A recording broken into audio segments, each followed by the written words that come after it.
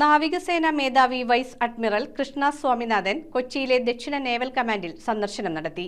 2 ദിവസത്തെ സന്ദർശനത്തിനെത്തിയ അദ്ദേഹത്തെ ദക്ഷിണ naval command flag officer commanding in chief vice admiral Sameer Saxena സ്വീകരിച്ചു.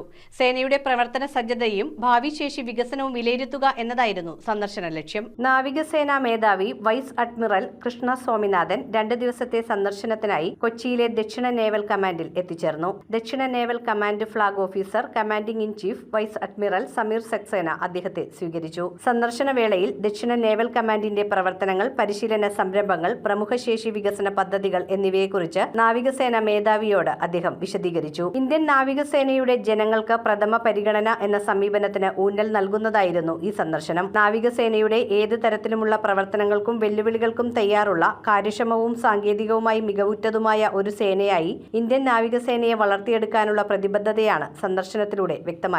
News bureau, Kochi.